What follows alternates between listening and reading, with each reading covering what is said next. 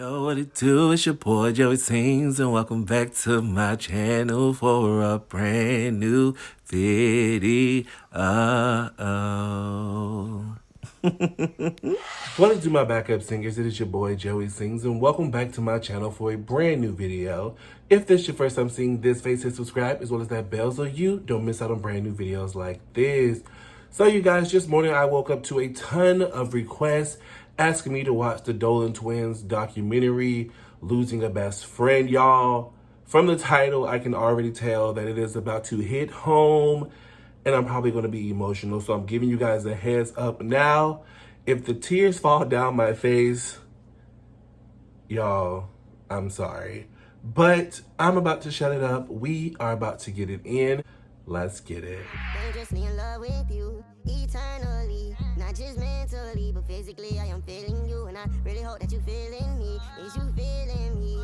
Hold it down for me, and I promise that I'll take care of you, cause I cannot wait until they set me free, so I finally can spend the rest of the days with you, girl. I'm dangerously. Alright guys, I am pressing play. Here we go.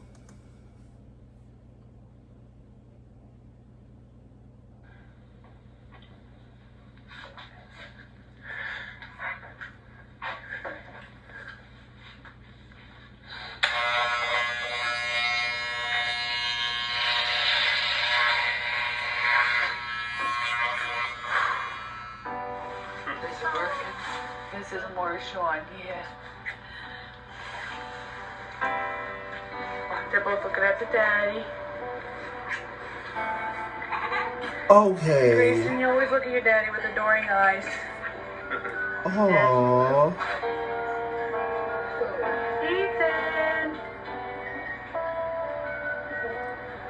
They were so adorable. What is it, Ethan? What's that? I can't see.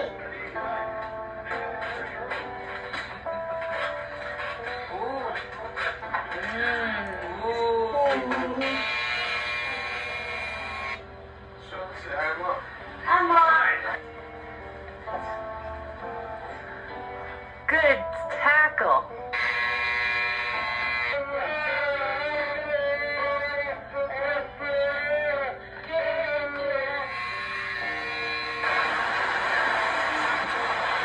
They're rough. Oh, it's great.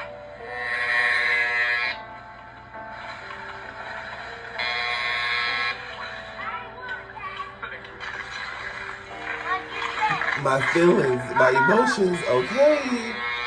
Oh. Who is that? Who is it? It's something in my ear, Dad. There's something in your ear? Maybe it's fuzz. It's a what? Maybe it's fuzz. It might be a fuzz. Yeah. Aww. How you doing? Sitting in my dad's room next to the hospital bed didn't say goodbye to his son. It is Sunday, January 20th, 2019. The day after the passing of my best friend. I don't know how he did it. Going through every day knowing that the next, his condition may very well be worse, and still maintaining a positive outlook. In the hardest of times, he showed no fear. Such a selfless man. He knew that if he was worried, his family would be too. He protected his family at all costs, and I know he will continue to do so forever. When my father was approaching his final days, I told him, "I'm sorry, Dad. I don't know how you do it. I wouldn't be able to withstand half of what you're going through right now." My dad replied, "Yes, you would. Easily." The man I looked up to so much believed in me like I believed in him. The confidence he showed in me gave me strength that will live with me forever. I'm no longer asking myself, what if this, what if that? I am now remembering my dad for the amazing man he was during not only his journey while battling cancer, but his journey throughout his entire life. Part of my heart is empty, but I know that that missing piece of my heart is going to be filled by my father. But for that reason, I encourage my heart to make more. My dad is my best friend and role model. I'm just glad I was able to tell him that as many times as I did. Oh my goodness.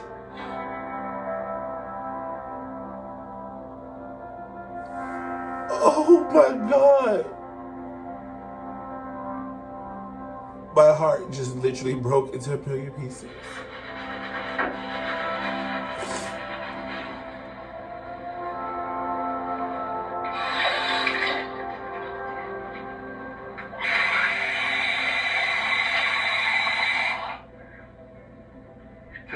is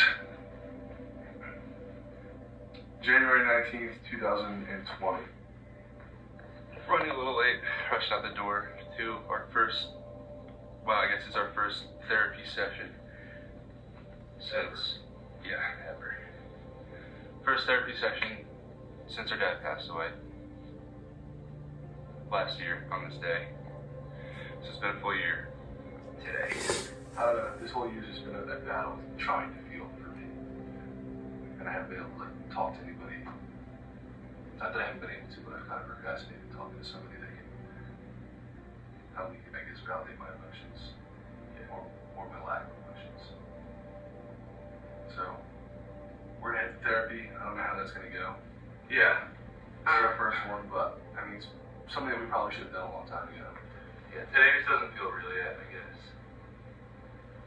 Everything we're doing and everything we have ahead of us, I haven't been able to process it, really. Filming this today is, My heart it feels right. is Yeah. literally. It's something I know that Dad would want us to do. I just don't know, like, he doesn't want me to be fucking sad, that's for sure. I gotta get better at that shit. Yeah. I gotta get the shoes on. We kind of just realized that we haven't told anyone that we're really filming this documentary, besides everyone on the team. And we haven't told our family, most importantly. We didn't want to just throw it on them before it was real. But it's definitely real now, so we want to let them know that we're going to be filming this for our dad. So, we're going to call our dad's parents right now. My grandma and grandpa. Hey, Grandma. Hi, Grayson. How you doing? I'm alright. How you doing, baby? Feel my heart. It doesn't really happen, you know. No, I just don't even want to get out of bed or anything, Chris. I know, you don't have to. I'm sorry. It's alright. We wanted to tell you guys that Ethan and I have been working on, I don't even know if I'll be able to make it to this whole video. to talk about Dad's life and everything, and the type of man he was, and what a good guy he was when he was here. And because we know Dad loved helping so much with everything he did. We just wanted to fill you guys in. So we're back in Jersey, and we'll be filming for the next couple days. Okay. But yeah, I'm really excited for you guys to see this. Okay. I feel like I owe it to Dad, so. All right. Oh, Yes. God, that's so That's beautiful. great. I'm Thank so- you, guys. This is So proud of It's him. going to help a lot of people, I think, and it's A lot of something people in our situation, that's the goal. that, you know, Yes. Yep. I think Dad would love it. Alright, guys. Well, we're gonna head to therapy right now. I'm already broken. And I See if you can't. need anything, let us know today, okay? Yeah, that's good. Okay. Thank you guys. Love you. Alright, Love you guys. Love you guys so much. We'll see you soon. I see. All right. Alright. Love you.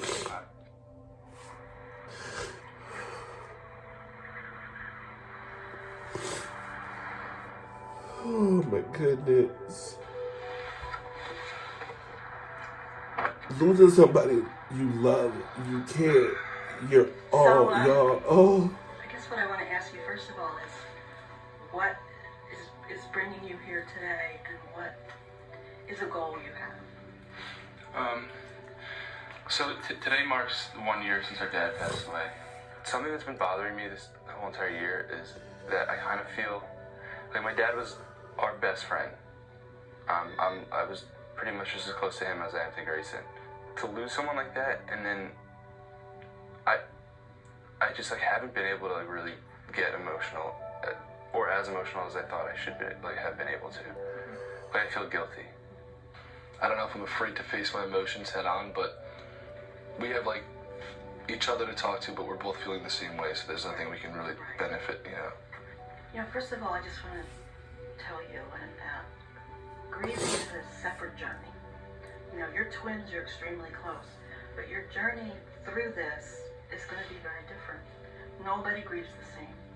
You are not. This is you went through a trauma. And when you go through a trauma, there are symptoms like numbness, panic attacks, anxiety, mood swings, you have nightmares. And it's, that is a very real part of processing trauma. Yeah. I have been having panic attacks, and that was actually something that my mom always talked about, how she would have panic attacks, and my dad as well, and that was something that I wasn't fully convinced was even like real. As of like recently, I had like a couple. What does it feel like? Like I couldn't breathe.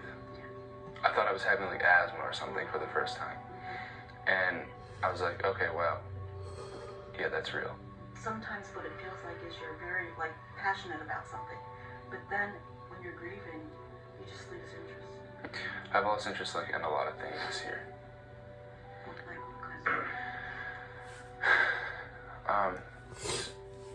Sometimes I feel like I can't like even be there for my friends because I just like I'm just elsewhere. I want you to notice as you go through your day, you know, what you're telling yourself. Like, I should be doing this, or I should be feeling this, or, you know, I should be there for other people. I mean, that's really asking a lot of yourself. I don't think that's fair to you. It's definitely not fair. One of the hardest things you can do Expectations. is ignore your You feelings never quite. to be there for other people. It's not possible. You need people to be there for you now. Yeah, And that doesn't mean you're a bad. that's kind of hard for me to accept. It is very hard. Especially the type of person that my dad was. There was never a time where he was dealing with something so that he couldn't be there for us. Every time I get upset, I just think about him and that he never let his condition, even when it got as bad as it did, like get him down at all or make him upset. And it was just never about him. I never wanted it to be like about me. I never cried around him, but I started to cry. And just like his emotion when he saw me crying, I just like hated seeing that look on his face. Like he was like I never really saw him get upset about this because he never let his condition bother him. But like when I got upset, he got upset. Another tough thing was like, since my dad got diagnosed, he never thought that it was going to take his life. And when we got word from the doctors that he had 2 weeks left, I felt guilty to believe them because I knew that he didn't believe them. So you're having difficulty forgiving yourself. Yeah. And that's a big piece of accepting loss, is forgiveness. Yeah. And it gets to a point where like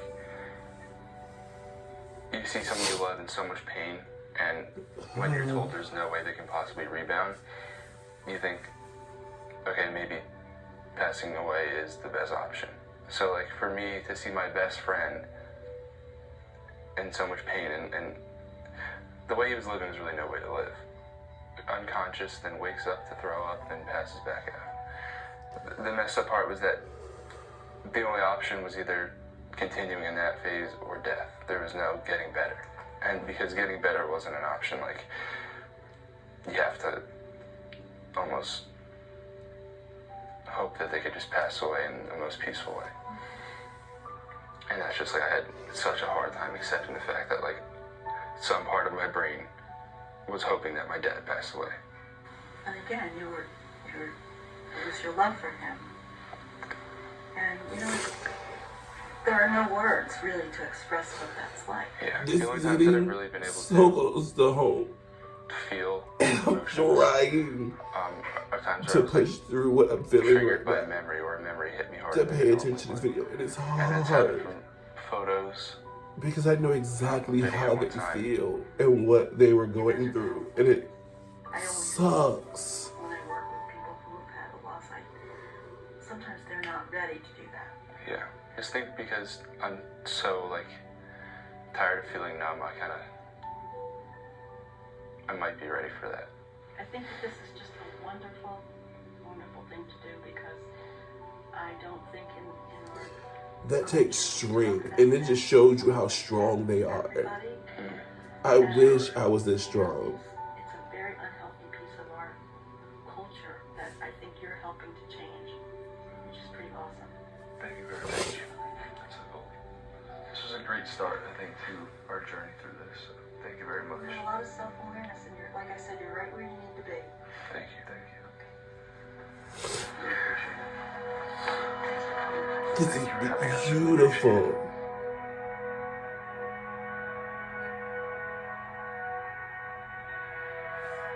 They look just like their dad.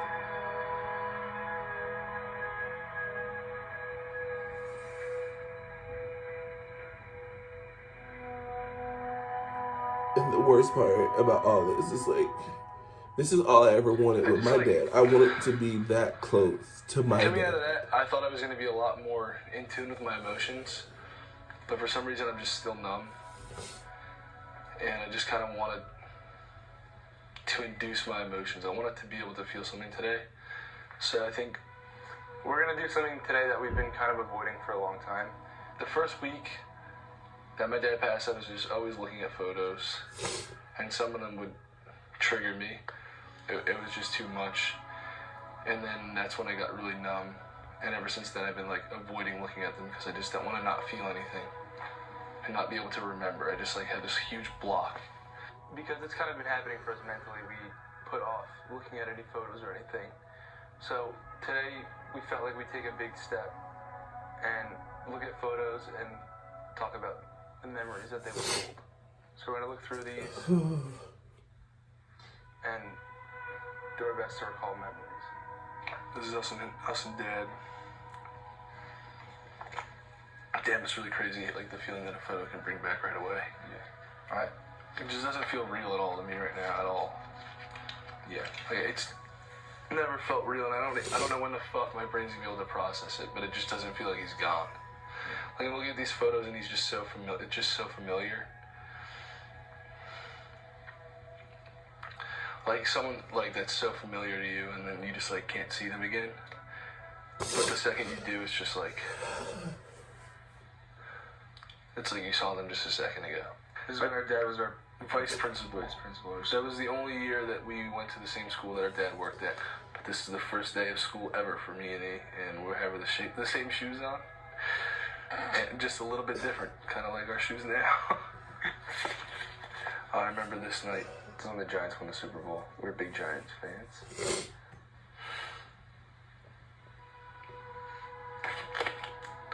This must be his school.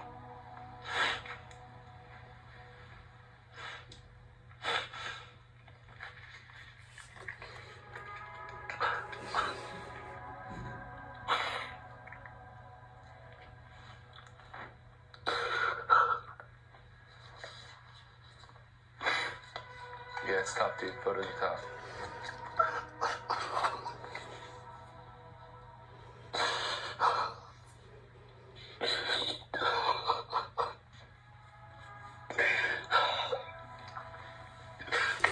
I just fucking hate crying because I feel like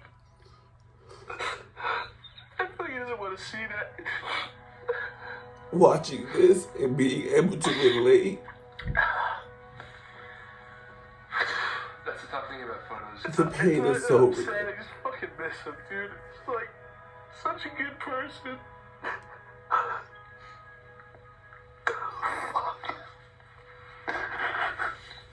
He looks so happy at his job there. His fucking cancer took him away from that.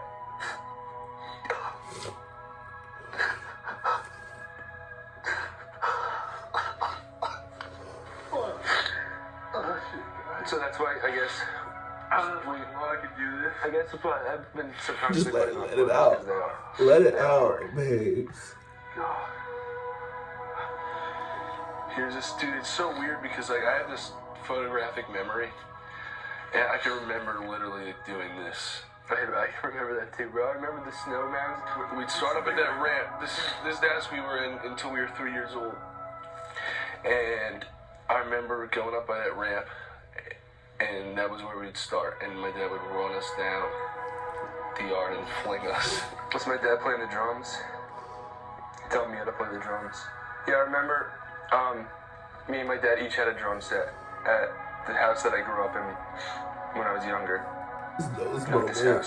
Those moments. And it was in the same room in the basement, so just me and him would go down there, and we'd have like drum offs all the time.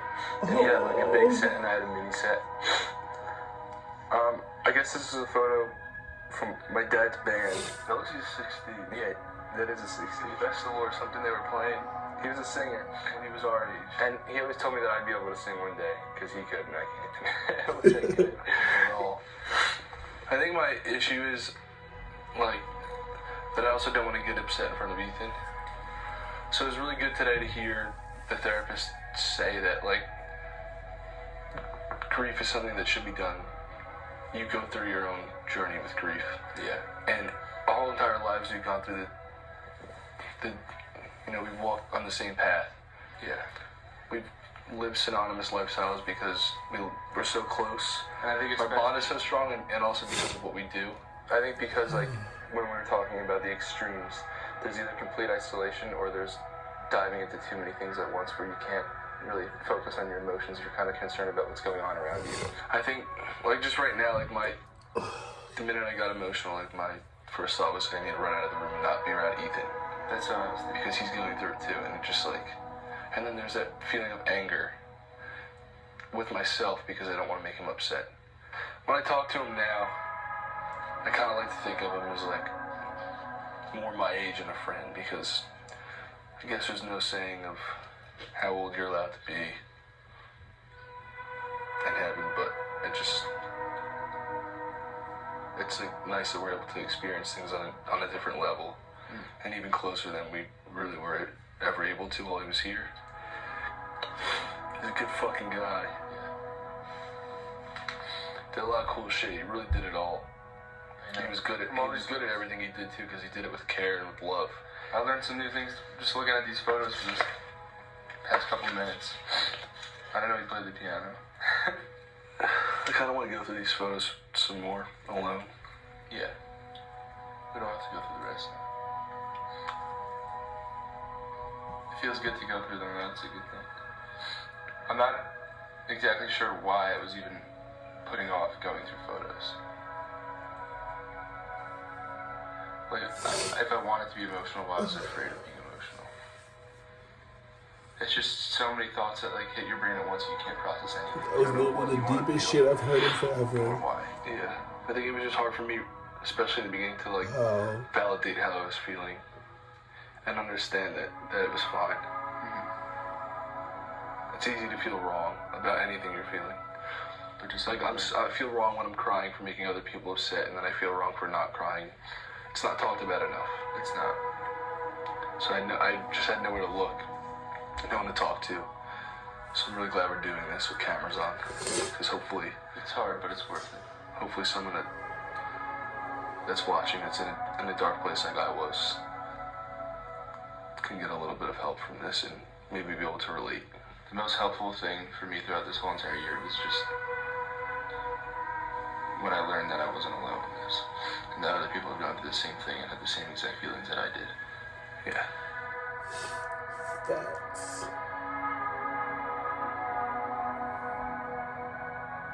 As hard as it was looking at the photos, I like having physical, tangible things to remember our dad. So I went through this bin and I found this letter that I remember him actually receiving in the mail. And we sat down together at this very table and he read it to me. He received this letter from a student when he was sick. And I remember it being really touching, so I'm going to read it for the first time in probably 2 years. Hello, Mr. Dolan. It's David Williamson. I heard you weren't feeling so good. I just wanted to let you know my sister Emily and I were thinking of you and hope you feel better soon. I don't know if you remember my 6th grade trip to Fairview Lakes while I was attending borough school. I can't believe it's been 4 years since that day. I had a really scary time that night. I really hadn't ever been away from my parents, and I never felt good enough to be away from them for one night. I got really bad headaches and an upset stomach. The anxiety to be away for even one night was overwhelming me. I decided, though, that I had no choice but to go because my parents would have been disappointed in me, as well as me to be disappointed in myself. I woke up that day for the camping trip, put a happy face on, and went off. I was going really good until it was time to go to sleep. It was very uncomfortable for me. I was scared, and this is where you come into the story. Remember my mom said, talk to the principal because he was very understanding. She said you were very caring and had kids of your own. So I took the chance and told you I didn't feel so good. And I need to listen to music on my phone. I needed my gift of music to comfort me. You not only let me listen to music because you understood how I felt, you took the time to sit with me and make sure I feel safe and comfortable. Beautiful. You talked me through it all. Even this past spring, I used my music to help me get through my terrible pain. I was on first base playing baseball for Morristown High School, and it was the first game of my season. I was very excited because I was voted team captain, and I was ready for a great season. During my first at-bat, I missed a curveball and my right leg collapsed. I dislocated my kneecap and my leg broke. The next thing I was in tremendous pain. You know what got me through that terrible night? My music. It was a long night, but the next day came and the pain was a lot better. Mr. Dolan, please take my headphones from my 6th grade camping trip and listen to your music if you get scared. Each day will get better. When you feel you don't get the headphones anymore, please pass them on to someone who needs them. I look forward to seeing you come watch me play baseball this spring because I'm working like hell to get back in the field. Please do the same and get better soon. I just want to let you know the impact that this letter had on my dad and our family. God. It was really touching when we read it. Thank you so much for it. I really appreciate it. I appreciate it. It's really special. After David told us the full story behind the letter that he had written to our dad, we were inspired to learn more from the people he had shared his life with.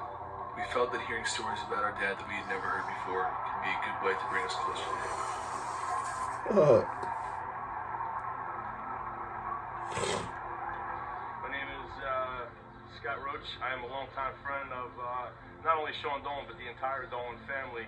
And I just want to thank Ethan and Grayson for letting me be part of the documentary today. It means a lot to me.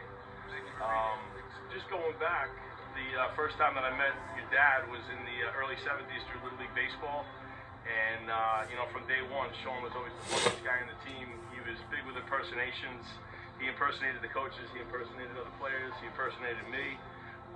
He was just a kid that everybody kind of gravitated to. He had a contagious laugh. He had just that $1 million smile and somebody that everybody wanted to be around and hang around. And every time we were together, we were always in stitches. And, you know, I was blessed. I lived on the same block as Sean. I actually named my 2 boys Evan and Sean. My sister-in-law and my nephew live in the house that Sean grew up in to this day. You know, if there was one thing that I could just say, if you think about Sean, you think about his life, he was a real Renaissance man. And I said this to Grayson the other day because he was so many things. He was a dad, he was a brother, a father, a son, an educator, a mentor, a coach. This is incredible. He was a musician, he was a poet. He just encompassed so many different things. And anything that he put his mind to, he was great at. And you know, even in his journey and his battle with cancer, as I look back and I reflect on all the text messages between me and him, he was always the one consoling me instead of like the other way around. And he was just a beautiful soul and a good person to be around. He always made he always made me feel good.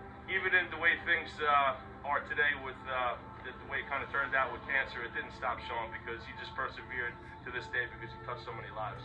Anywhere you guys go, whoever you talk to, everybody loves Sean, and you know, he's sincerely missed, but he's certainly not forgotten. And I can feel powerful. Us, you know, even today.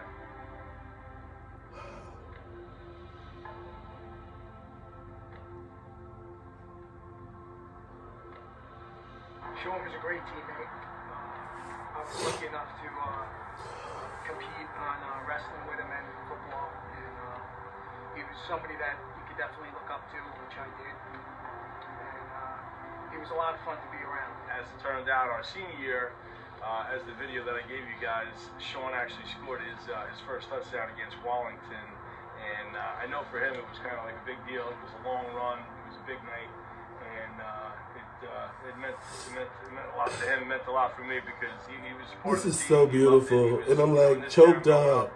Football, everything, and Sean loved to be a part of Heights football.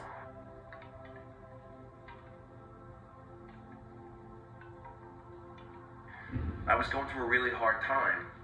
He jotted this thing down on a piece of paper. He goes, I know you're not feeling too well, so I wrote this for you. Here, it's yours. Can I read it? Yeah, please. All right. It's called A Fierce Believer He Stands. A true believer he stands, marked to steer the lads he meets. From cross conventions of loaded fans, owns all the fairness and plenty. Marked to complete those lads, he be many. Many lives above the timid tribal 20. Takes the best of our falseness, befriends our day-to-day. Men who mask him pretend to sit in front of his mirror, but only one comes to bow during curtain calls. A fierce believer, he's thrown, So beautiful. crowned to keep the lads he meets, clear from the cross conventions of loaded master plans. To me, that meant a lot at the time. And so when I look at this, I see this. I see this is not me. appreciate his gesture, and I loved him for it, you know. But what I see is that this is him writing himself. This was himself. This is your dad. I've always kept it with me, and he didn't even know. You know, he was a good friend, and this, what he wrote here, I've always seen it as this was him, and it was something to live up to. He went on to be a great man, a great father. He achieved so many things, and you know, a lot of people achieve a lot of things, and sometimes those things they achieve mean nothing. But what he achieved in his life, every single bit of it meant something. Every single bit of it made a difference in his lives, his family's lives, his friends' lives. You know, even the little things that he thought was little. And you know, when I saw your dad,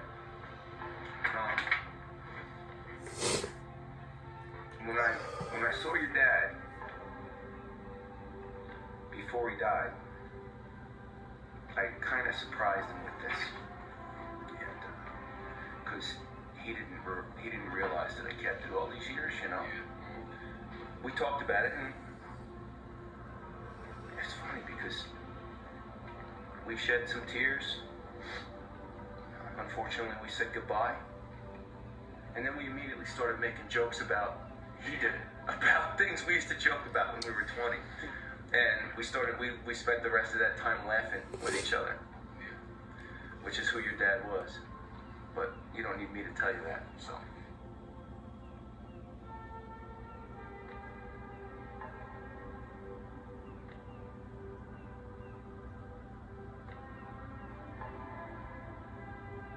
You know how close I was with him. He was like a father figure to me. There was times I needed him. He co-signed for my car. I don't know if you guys even know that. My parents didn't co-sign. I'm out of college. I had no credit. I had student loans. And I call your pops, and he's there in 30 minutes signing. I was like, you know, so he was always there for me. Your dad was like probably like my number one coach, and like to this day, before every match I think of him, like before every single match. I know he used to love coaching you and like just like really believed in you, and I always did too. He was like such a coachable kid. He's so determined, so disciplined, and he just had a really great time coaching you, man. Oh. He had a great influence here at Mountain Lakes with the wrestling program, and even while in school, he impacted so many kids. He knew every kid's name. He knew what they did. He knew their families. You know, you knew when you sent your kid to that school at Wildwood that you know they were going to be safe with Sean Dolan there. So oh, that's amazing. I remember like the first Northwest team tournament we won. And I remember that was the first match, and it was the first time I like ever cried from the match, and your dad was there. He just like hugged me and like just told me to go out there. And I just kept wrestling. It's sad. I can't believe it's been a year. You know. But I know he's so proud of you. Y'all, but this is so beautiful. Just keep on making him happy. You know, our bond's forever. Yeah. But I miss him and I love him.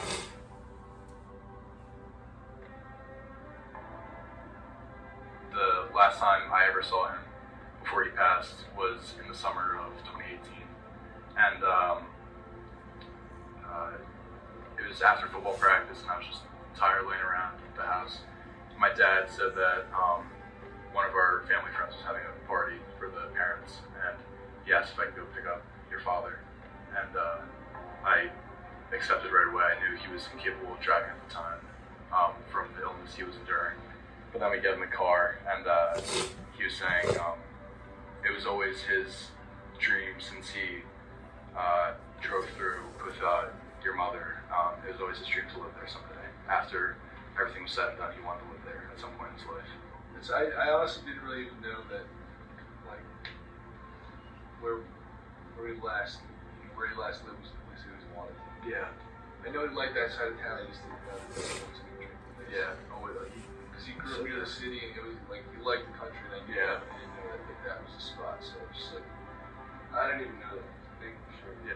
We continued to drive, and what seemed like a 25-minute drive at most seemed like an hour long. It was worth the time, and I don't know, he's just so easy to talk to, and he always connected his sense of humor to every conversation, and that's what made him so intriguing to listen to and talk to. I remember pulling up to the Hills house and got out of the car, and he gave me a hug, and he said, "I love you, man," and that was the last time I ever saw him. But pulled to the side of the road, and thanks, man. I appreciate it. I stopped to drive for a couple minutes. It's really hard.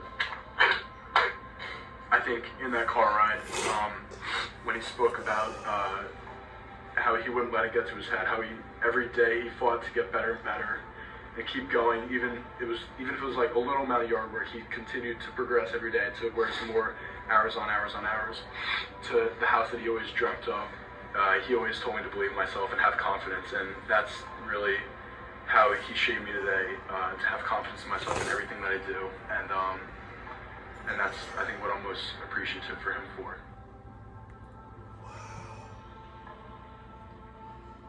To touch so many hearts and so many lives is incredible. The moment we met him, he just treated us like his own kids, you know?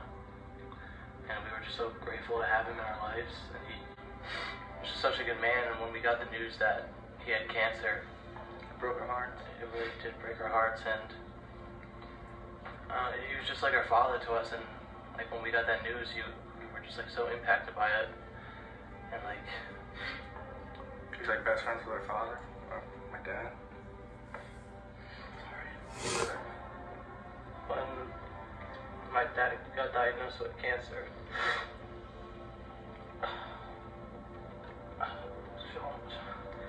your dad was just so like helpful for us, and he was just always there for us. And even though he had cancer too, and he was fighting, he always made sure that, you know, we were good and you guys were good. And I mean, a month later when my dad passed away, I mean, Joe and I were just so broken, so like, we just didn't know what to do with our lives. And your dad was there to help us. He was a father figure. The relationship really showed what Joe and I want to be like when we're older, what we want our kids to be like. And I feel you guys, the best fucking role models, you know? I mean, when we got the news that we were in Florida, I woke up and you texted me that your dad passed away. I was like, why? I was like, why us? Why you guys? This shit happens to like such good people, you know? And it really broke us mentally. You know, I feel like that brought us closer together. And yeah. I think that's what our dads want us to do.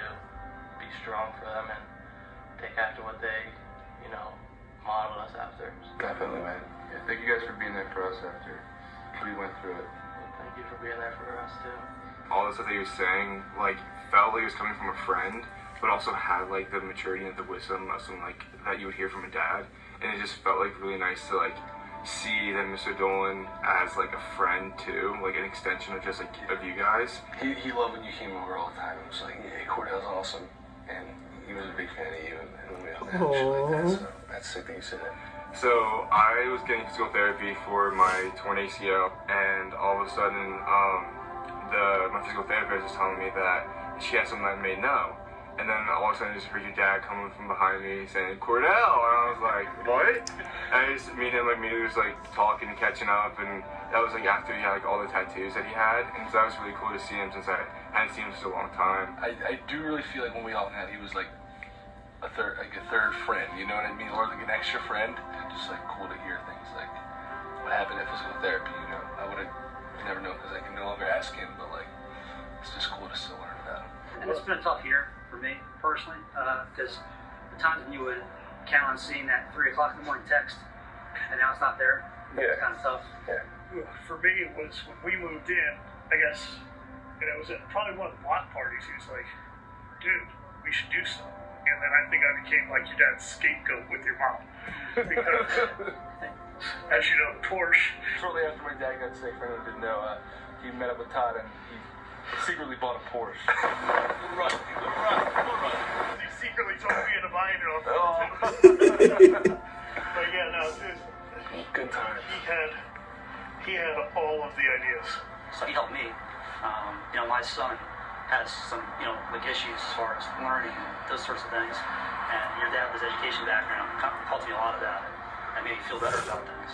So I always remember that also. It meant a lot.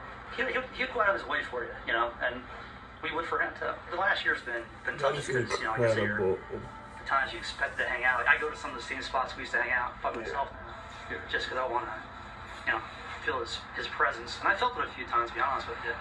We all know your dad, obviously, from Tau Kappa Epsilon fraternity down in Glassboro. And, you know, through that fraternity, we became closer than friends. We became brothers. He was a diligent guy. He got a job on campus. He was working in the bookstore. Now, a little thing about our pledging is we stress togetherness. You know, by the time there's a bunch of guys that don't know each other, by the end of their pledgeship, they're best friends. And it's our job to get them there to keep our fraternity tight, which is why we're still sitting here now. So when we were off campus and we were looking to like have some fun with the pledges, they were hard to find because they were always scurrying around and hiding from us. All we gotta do is go to the bookstore and get Dolan. I just remember he was just always just a freaking solid guy. Like there's few people in this world that are solid. Like just good, down to earth soul people. That was your father. Like you can't get much better than what he brought to the table. And every time you were with the man, he always was more concerned about how you were doing than what he was doing. That's true. And that is incredible. Because when you're going through something like rare. this, You don't find people like that. You would never know it. Because he talked to you like everything was cool. Right. Showing me his tattoos. We went out in his Porsche. He's like, woo! You know, he's doing his bucket list, obviously, in hindsight. And also, canoe trips. We organized a June canoe trip where we go down to Delaware, and he showed up for the last 3. And he was hurting. And I was in that canoe with him. And it almost He's fell smoking over. cigarettes. Yeah. And I'm yelling at him like, Oliver, put the butt out. You're going to give him cancer. And we're all like, ah! That's how we were. I mean, you know. So you already got the cancer. Yeah, and your dad's looking at me like, you know, he's giving me the eye, like, get him out of my phone. So I never planned on going to the outing. I never got a room in AC. I would just go down on the fly, sleep in my car if I had to. I was that guy. But your dad always got a room. He was that kid that always got the room, had the car figured out. And he would always call me up. He's like, you want in on the room? I'm like, I don't know if I'm going, whatever. Sure enough, that day I would always call him up. I'm like, you got a room? He's like, of course. You can stay in the room. So I go in the room. I go into the room at 3 o'clock in the morning. I'm a gambler. I'm not sleeping. I go into the room at 3 o'clock in the morning. Your father's sleeping on the floor with a pillow and a blanket so I can have the bed. So I can have the bed. I go in there. I go, Dolan, what are you doing? I can't go in there. I get in the bed. He's like, no, it's okay. You can. He's that kind of guy. And he bought the room. And he bought the room. And I bought the room. No, you get breakfast. You know, he was just that guy. But, yeah. It was a rough road in the end for all of us. For all of us. But you would never know he was sick. You didn't never know he was sick. The other thing I really admire was that he followed up on his book. In writing the books. That was very, you know, and that helped a lot of kids. I mean, he went around from school to school, and I was following him on Facebook while he was sick, going around and helping people with actually publishing his book. You know, a lot of people say they're going to do something. He did it. You know, and that's short. That is incredible.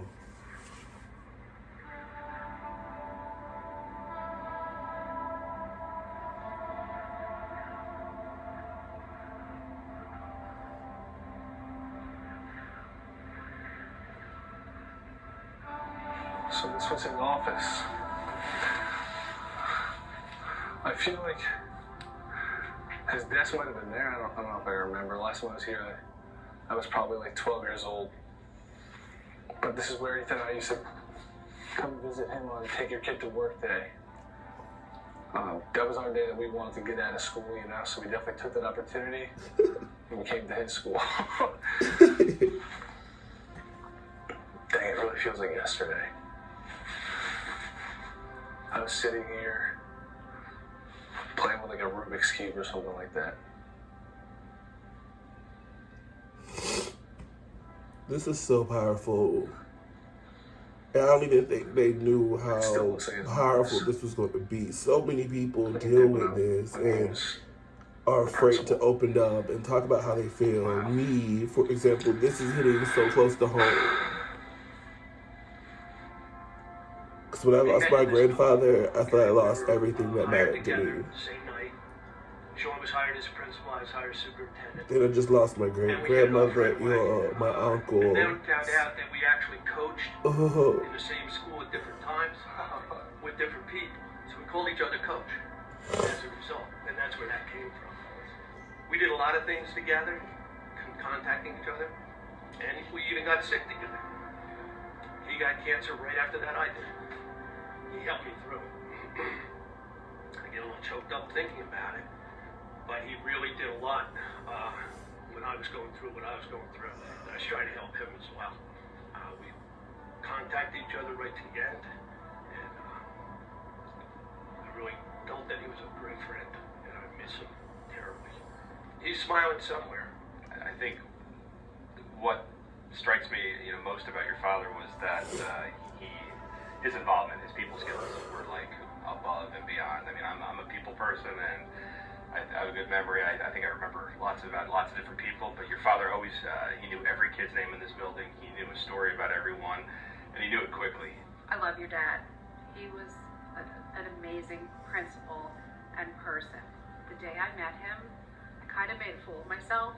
It was over the summer, and I came to get the library mail, like I always did because I'm a nerd, and I went into the office, and the secretary said, the new principal's here.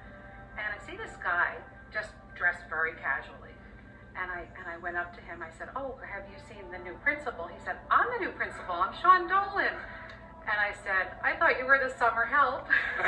And we shook hands, and I thought, oh no, I'm doomed. But just from then on, he was just so supportive and present for everything.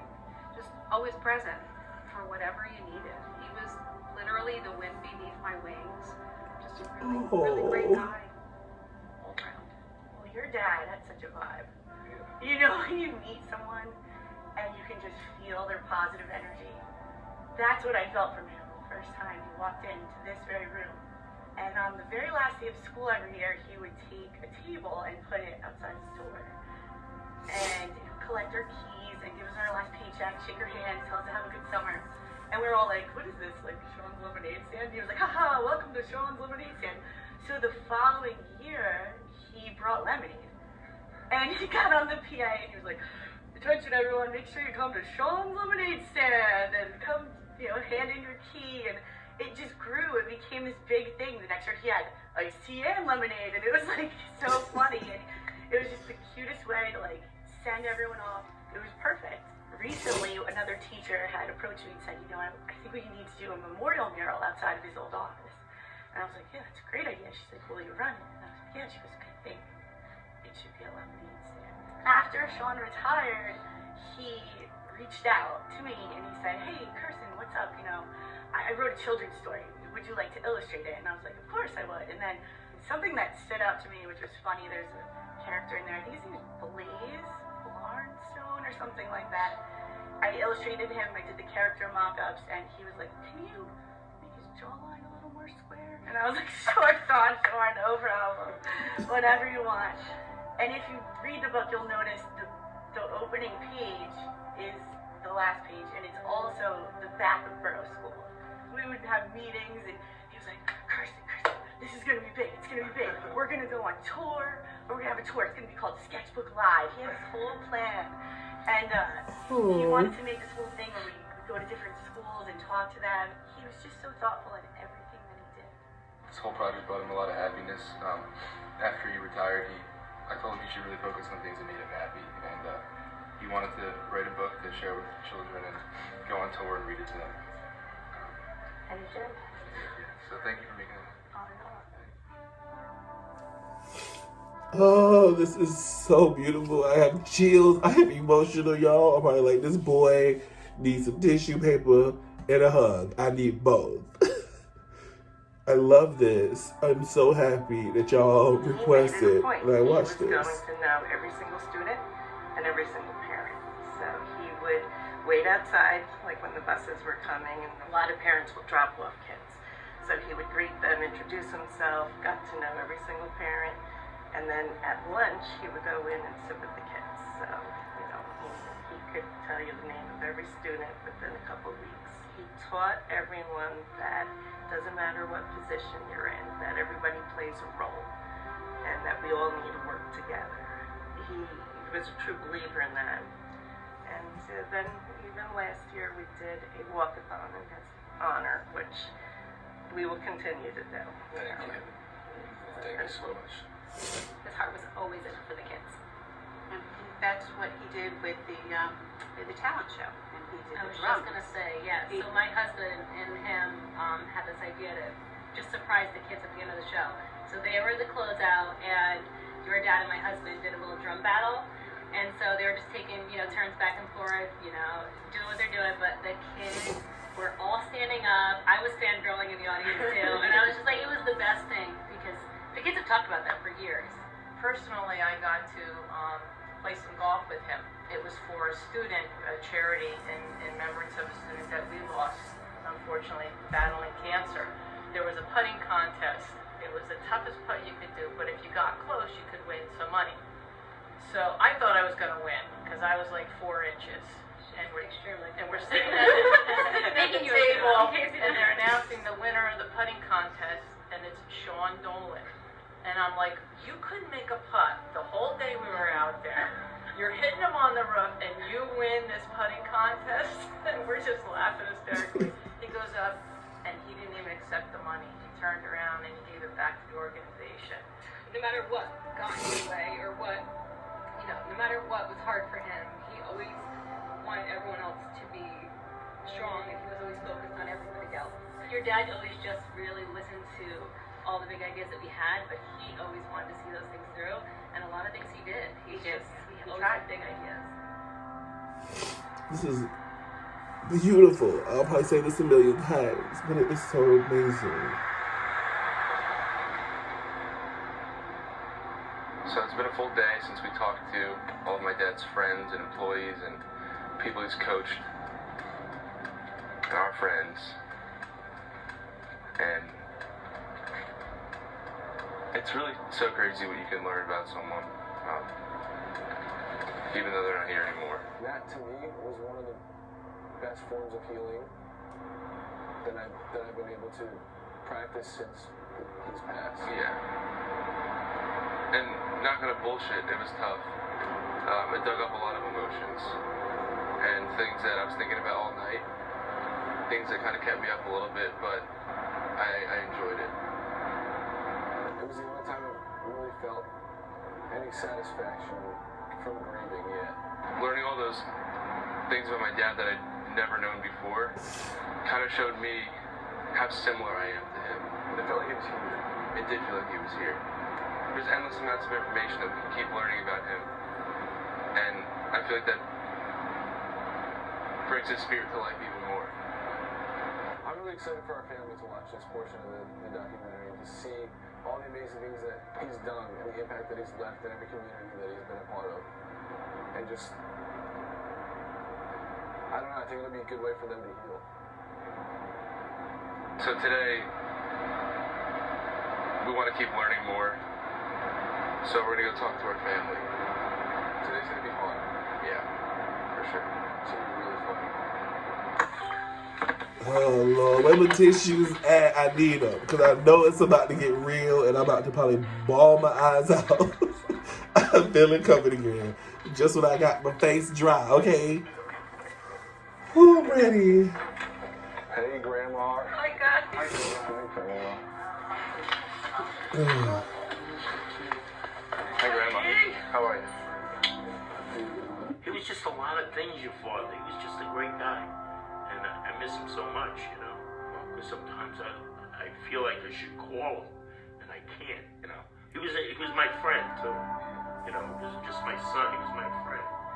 And in the last 2 years of his life, I got even closer to him, And I wish I could have got even closer before that, but he fought through everything. He always wanted to be independent, and he never put his burden on anybody.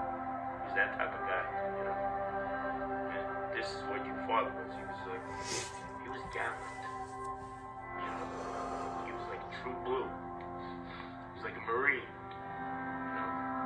Always loyal. He would do everything to make things happen positively. It's just He never amazing. felt sorry for himself that he was real sick like that. The last time we went to the He hospital, just looked so happy. it was something going on in New York, and your father just started crying in the car.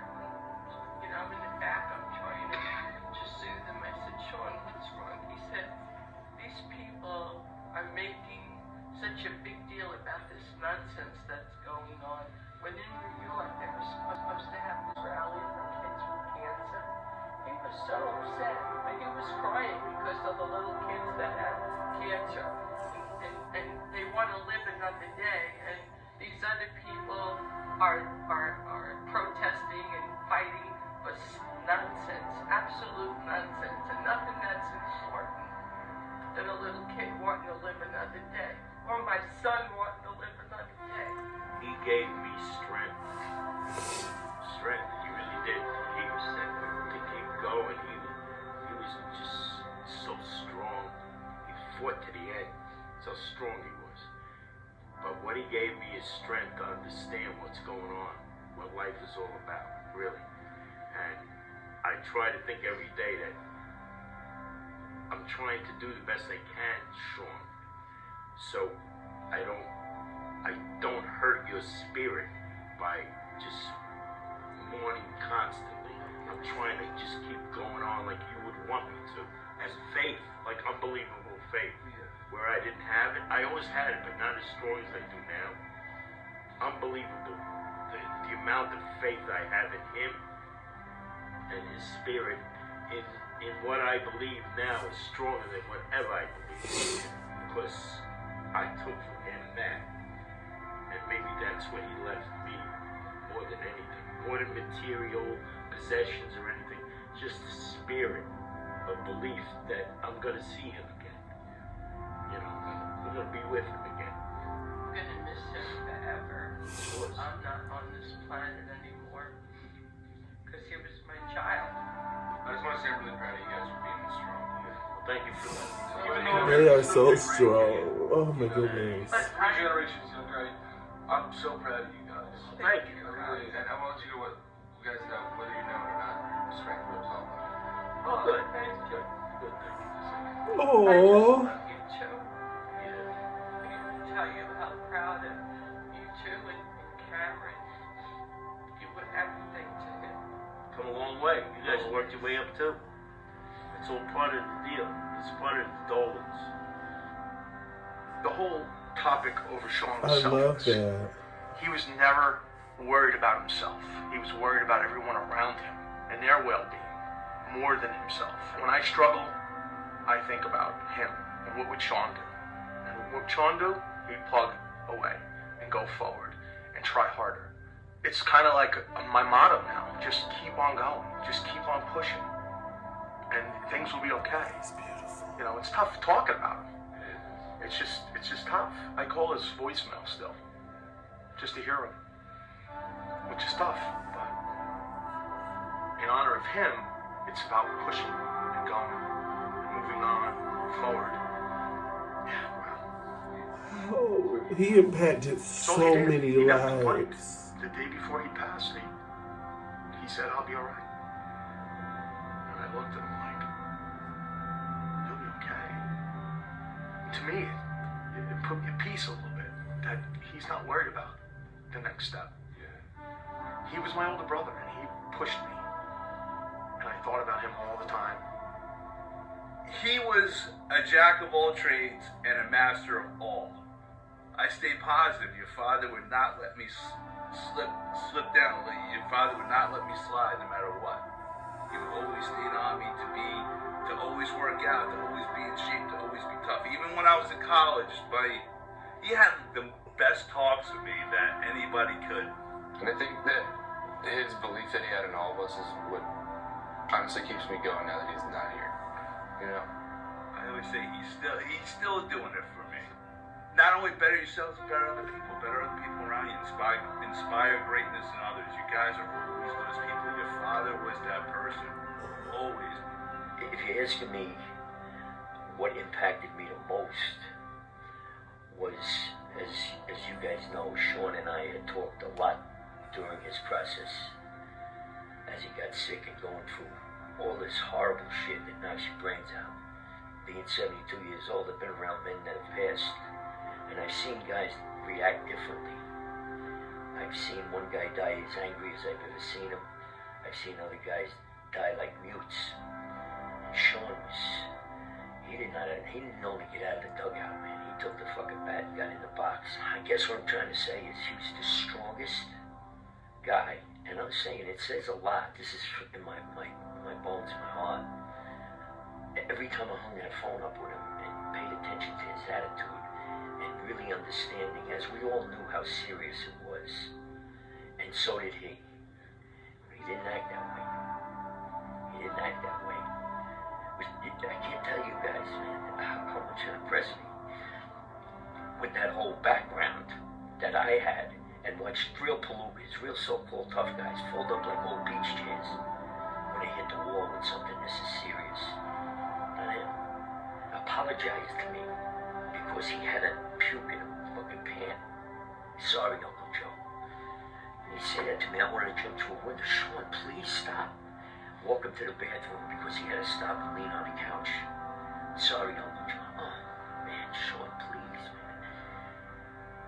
I hope and I see in you guys that strength, that toughness, that man. That's a man. Don't cry, Uncle Joey. A guy that's strong, polite, aware of everybody else. And I'm telling you, man, firsthand, I see a lot of guys go. And when I would drive home, I'd say, man, when my time comes, if I get something laid on me like this, where I linger, please, give me 10% of what that fucking guy had. 10%. Because I think I could do it. I mean that. And I think a lot of myself. Got a fucking ego. I've been up against it. But I've been up against that. Sick. And aware of everybody else. Prior to that, ratings, books for kids, going to classes, classrooms, and doing all that shit. Sean was a special guy, man. Special. The sad part about special for me is you don't know it until shit like this happens. So much goes over your fucking head. If I could do it all over again, man, and I hope it happens to you guys, everybody in this fucking room, is you pay attention every day you got. Pay attention, dig down deep, know who you're dealing with, and appreciate what's good about it. Square them up when they're wrong, too. Step on their balls. That was so deep, but so true. We gotta pay attention. And that, to me, Sean, that was the true essence of what he was and who he was. And none of us really know how sick he really was when we saw him on his feet. We can just imagine, because I heard through the grapevine that bone cancer is painful. It's the worst. It's the worst. He had the worst and didn't act the worst. So you ask me about him, what I think about Sean. I only hope that I could be that much of a man.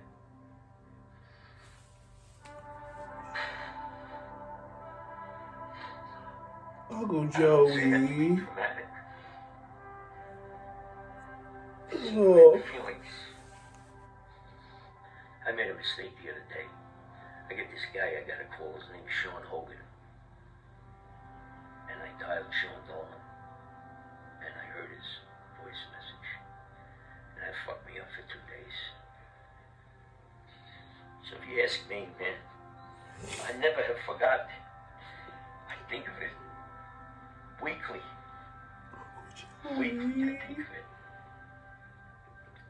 So impressive. And I think for me, because of my upbringing about all that macho shit, that's all fucking horse shit anyway, because it ruins your life when you get caught up in that too much. To me, everybody that mattered to him in his life was around him. Yeah. And I think that's a real gift. What he fought, I've been around 100 deaths, at least. Never seen anything like that. It just racked me to my bones, man.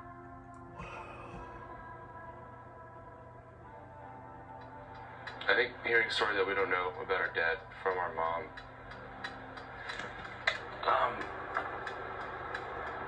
it's gonna be really nice to hear, but at the same time, definitely the hardest. Oh, mama fit to shake me. Uncle Joey got me, but mama. For my dad, I know she feels really strongly about that, but I just don't. I'm afraid that it's gonna be too much for her, so.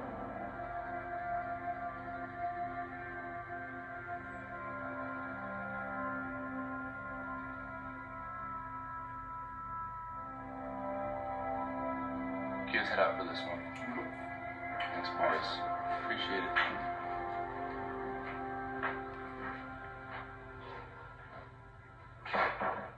Is our party ready?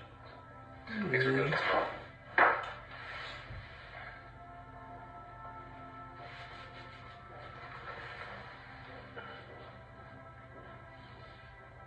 I feel so much more comfortable in this room than I have this entire shoot. Me too. Like, I feel good. Like, a lot of times I was like, I don't know if it's just because us three, but it could be the room. Like, here, it feels good. Alright, good. Do you know what we've been filming with everybody? Have we told you? Like, what we've been asking and stuff? No. Just like stories about Dad that we've never heard before. I learned just through, we talked to so many of Dad's friends and coworkers, and a lot of the stories were very similar because he was such a consistently good person. But I learned so many new things about him. I mean, if it was just like a goofy story, I can think about it all day long. You know? Right, it's nice to have new memories. Things you didn't know. Sometimes it feels like memories not fade, but when they're there for so long, they stick around, and then when you think about them again, you don't get that like raw emotion. But when you hear something new that you've never heard before, it's almost like you're experiencing it for the first time, and it's almost like they're not even gone because you're experiencing something new with them. So I was wondering if you, and I know this could be really hard, we could practice it and want to keep doing this, but if you had any stories about you and Dad, because you guys were together for, you know. I was thinking it was with him 4 years, and it wasn't with him. Of your life. God. That was doing it today. It was 35 years.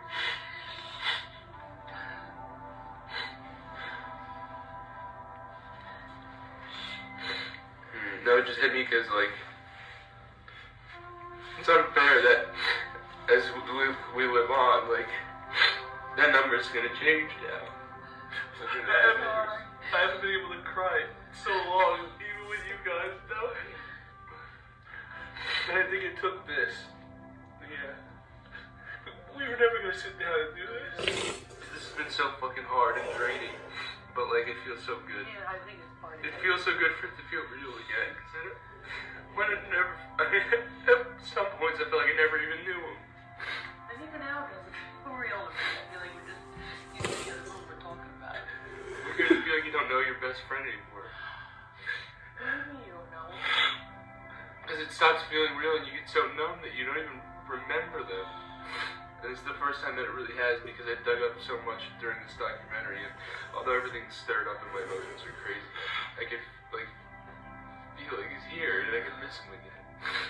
It was such a natural gift to him that he didn't even realize that he did it. You know what I mean? He didn't do it with intentions of doing it. It's just who he was. I know. You know, like, and where it be even, you talk about going to treatments, but, you know, the lady who answers the phone, the lady who you check in at the desk, the person who's driving the car, the proton radiation, you know, knew the guy's name. The first, like, he always greeted greeted everybody with the first name. The ladies who did chemo, everybody's like, oh, I'm sure. I think it lit them up when he came in. Do you know what I mean? Yeah. And, we haven't had a conversation like this past year. not once, sitting this close to each other on the couch talking like this. How do you talk about Dad in a group like this? I've done it with you, I've done it with you, but I haven't done it with you too. I just hope he sees this video so he really knows how many people he helped and how worthwhile his life and everything that he did was. Because he had all these things that he wanted to do for himself and he was talking about them, but he pushed them to the side always. If you think about it, that we always were like, well, why don't you just do what you always talk and talk. But he was pushing it to the side, not because he didn't believe in himself. He believed in himself because he didn't prioritize himself. And we gave him shit for that. We did. We were remember like, oh, you want a pizzeria, you can open a pizzeria. He had all these dreams, opening these restaurants and doing music tours and book tours, and he pushed them to the side, and we always gave him shit for it, but that's just because he was on put purpose. himself under here. Always. Well, I always He said wanted that. to do stuff for other people before himself. I always said 100% without a doubt he'd jump in front of a car or train for any of us without hesitation. And I feel like with his sickness, he did that in a sense, where he was feeling like he got hit by a fucking train at times and he didn't say anything about it. And played once for us. Yeah. And he just wanted Bravest. Oh. Never once complained. He really got to do everything he loved, but the fact that he could spend so much time with you, even looking at the videos, like he was there for everything. And that's just the most important thing to him. Yeah. He said he didn't have any hobbies. You guys were his hobbies. I know. He's gonna be so happy to do this because I do all day. I picture him, he's going, yes! He's so proud of you guys. I'll talk for hours. Love you, Mom. Great pug. Oh my goodness. I applaud them, and I am so proud of them on so many levels. This is literally the most amazing thing that you could have ever done for us, for yourself.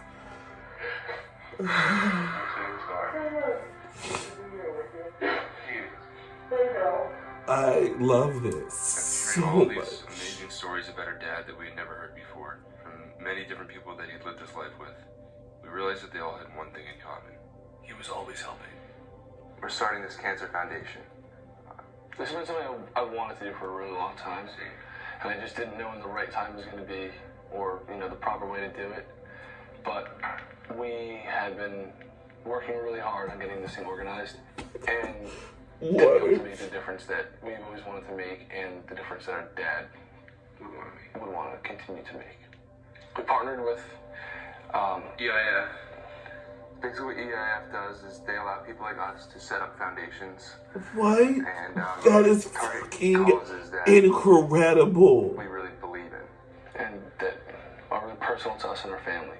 So we had a meeting with EIF back when we were in LA, and we kind of explained all the ways that cancer directly affected our family. And oh my goodness. How it affected our dad. And then also ways that my dad would like to help people. That's what Love from Sean is. So when you donate to Love from Sean, all of the proceeds are going to be distributed to all of these cancer organizations that we really have a strong personal connection with. It's just things that were real to us, things that we really went through. And these charities are fighting these problems and trying to find a solution for the families and the individuals that are suffering from this horrible disease. So for the first charity, I want to start off by sharing a statistic. About 1.7 million people are diagnosed with cancer in the U.S. per year. And in the U.S., there are about 1,500 cancer centers. It's just heartbreaking to think about all the people that are sitting at home because they have no way to get to these facilities. Now, luckily for my dad, he had a really loving family and friends that would take him and be able to drive him because he didn't have the ability to, he lost the ability to drive and to walk. Because the medication he was on and because the cancer spread to his brain. There's some people out there that can't get there and they just have to sit. fuck, dude. It breaks my fucking heart, man. They just have to sit there knowing that this disease is in their body and it's gonna take them, and they have no way to fucking get help. They don't have the money to get there, or they don't have, you know, the vehicle or the person. They just don't have the resources to make it to these care centers, and they just have to sit there and just live with the thought that this disease is taking them. So, the first charity that our foundation, Love from Sean, is aligning with is gonna Help these families and these individuals who are battling this disease This get is so these beautiful. Charity number 2. I want to start off with another really disturbing statistic. 9.6 million people are diagnosed with cancer worldwide. every single year. 9.6 million. That's larger than the population of New York. Wait, actually, fuck, dude. 9.6 million people worldwide die due to cancer. Every single year. Every single year. And for my dad's situation, it's not only affected us 5, it's affected his family and his extended family, the members of my mom's family, all of his friends, all of his students, all of his faculty members, and that's almost in the thousands. Yeah. And that's just one case of cancer in one individual. People don't realize how terrible this disease is, not only for the person battling it, but for all those around that person who care about them. Sometimes losing someone to cancer can leave a family in a really unfortunate financial situation. My dad had cancer for about 2.5 years, and by the end of the road in his battle with cancer, he received close to, if not over, $3 million worth of cancer treatment. It's $3 million. There's families out there that can't afford that. The second charity that Love from Sean is going to be partnering with helps to get these families who are dealing with this trauma into therapy sessions to grieve and receive the proper help they need. The third charity that Love from Sean is going to be partnering with is Stand Up to Cancer. I want to share another statistic again. 206 people have been diagnosed with cancer since you started watching this documentary. And every single day, about 5,000 people are diagnosed with this horrible disease. It doesn't feel right that we're just letting the disease outnumber us. Yeah. We only have more people are diagnosed in a day in our country than there are facilities to help those people. By making this documentary, it was part of my goal to spread the awareness of this fucking awful disease so that we can outnumber it. Yeah. Because right now it's outnumbering all of us. I just want to tell a quick story. So a year into my dad's battle with gastroesophageal cancer in the 4th stage, he had gone through chemotherapy, he had gone through radiation, both forms of cancer treatment, countless amount of times. His body was breaking down because of the treatments, and there was just no way that we could continue. And there was no other treatments left. Chemotherapy stopped working, and radiation stopped working.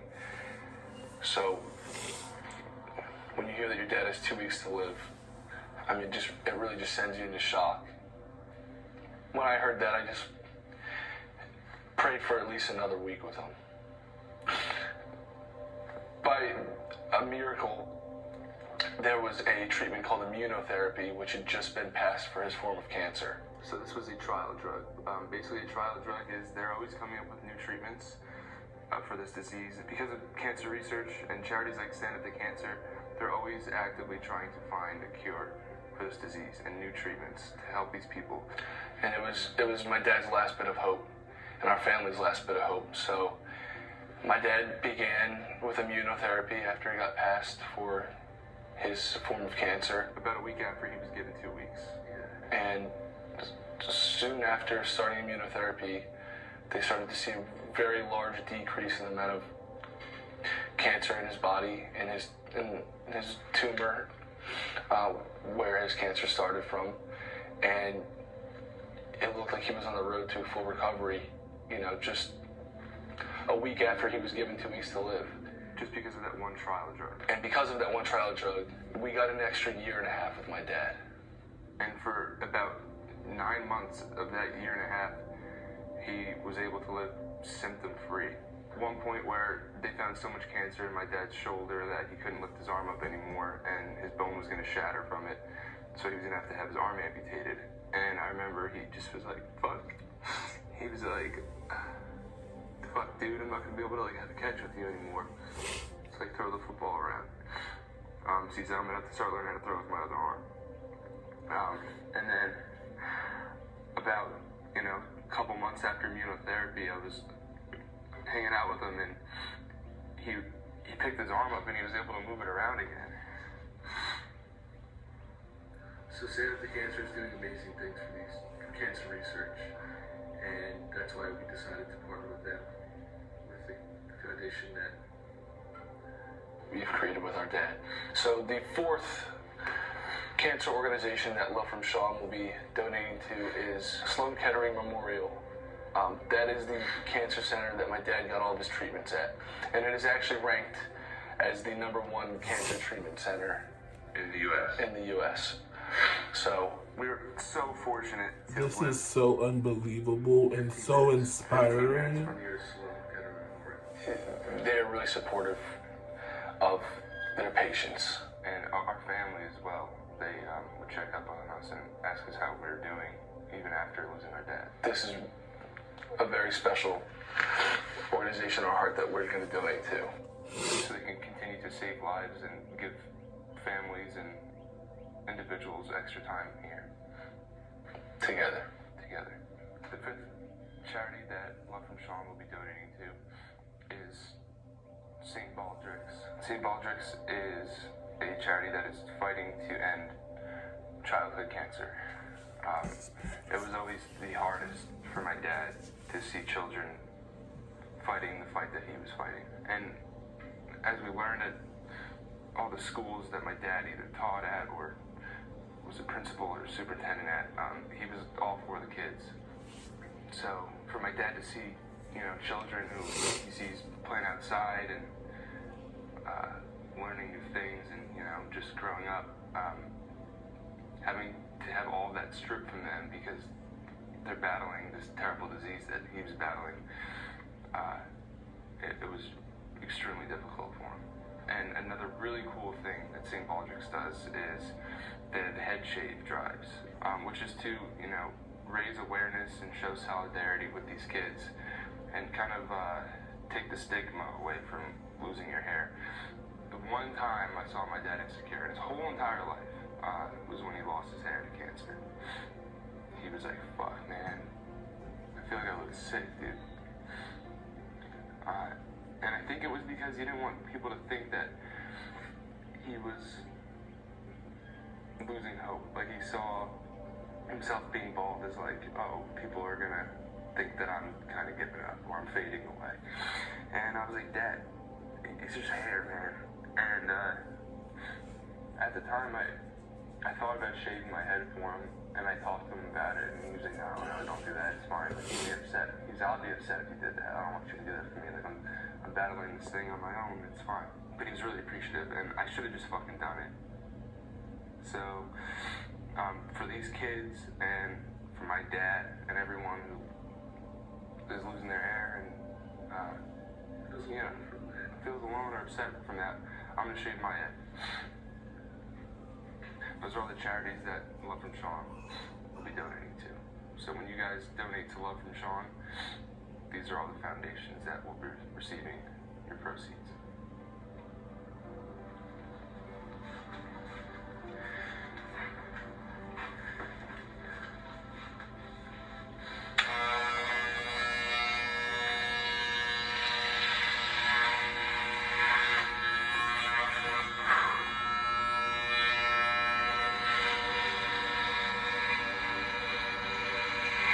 I am so freaking proud of him.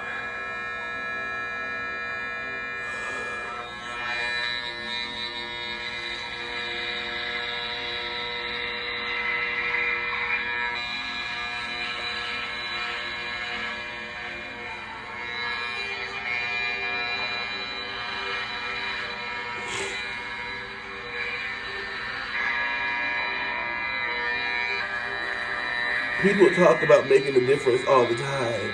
They're not talking about it, they're doing it. Alright, Greg, can you come clean it up for me? Yeah. And I applaud it. I love them so much for this video.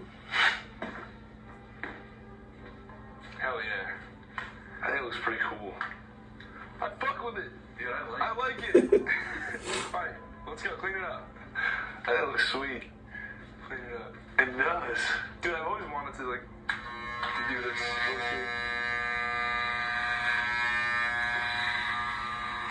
Can't believe I actually did it. Look at this, Greg. My hair was so long. So much hair. You got all the scars, bro. I know. Like all in the back. Alright, easy. It's gonna be so much easier to have this haircut. Right? Yeah. I'm kind of jealous about it a lot. I'm really happy I did this.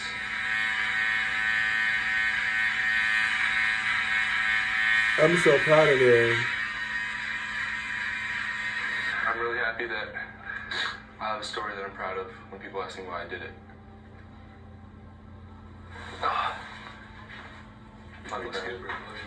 Oh my goodness.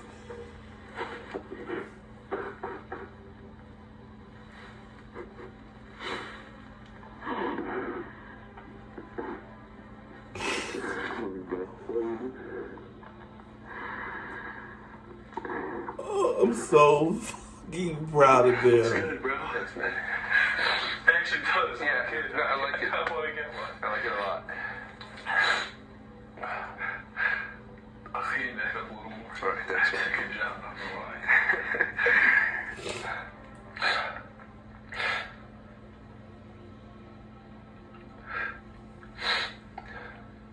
Although the pain of losing a best friend will never go away, we've made a lot of emotional progress with him in this documentary.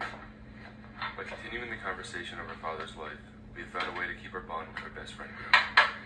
We came across our dad's old cassette from when he was in a band when he was our age, and we wanted to listen to it for the first time.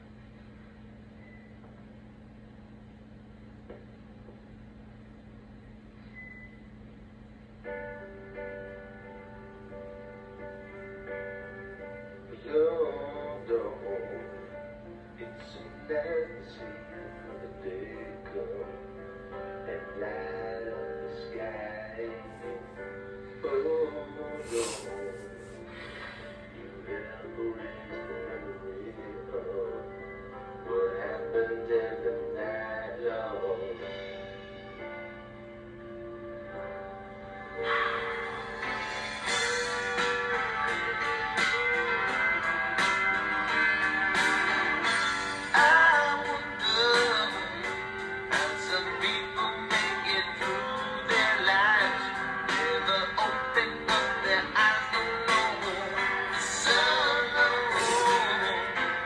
Your donation to Love from This Sean. was Visit beautiful. lovefromsean.org or click the donate button below. No donation is too small. If we all team up and make a donation, together we will outnumber this horrible disease. Your donation is going to save lives. I'm filming you, filming me. It looks so good, dude. I'm really proud of you. Love you, brother. Yeah. What do you think? Dude, you crushed for what? I enjoy it full time. Honestly, I want to keep it. A+. A+, yeah. You've done this twice before. No, I've done it twice. Oh my god, it's insanely good. No. Alright, I'll get on. Looks amazing. It's tough, though. That looks awesome. Oh! That's wild. That's all I expected. You look great.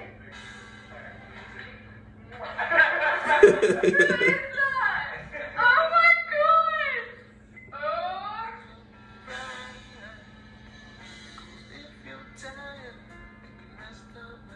This was so beautiful and so emotional and so close to home. I'm so proud of them.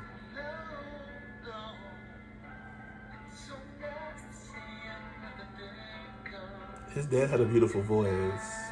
Their dad had a beautiful voice.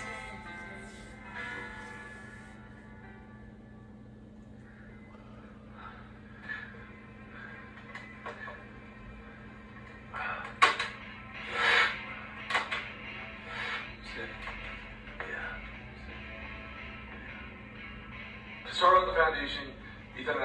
personal donation of $50,000. So we wanted to kick off foundation in an epic way, so we got a big check. Yes. Yay!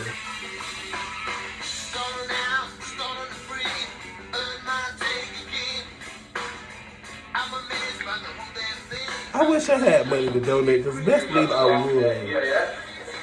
Trying to fit that thing through the trunk.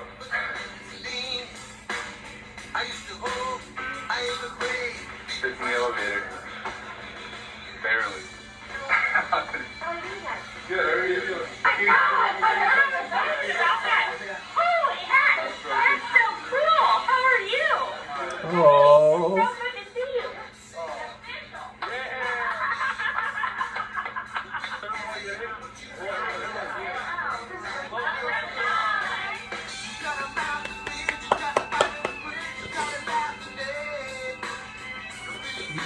Beautiful.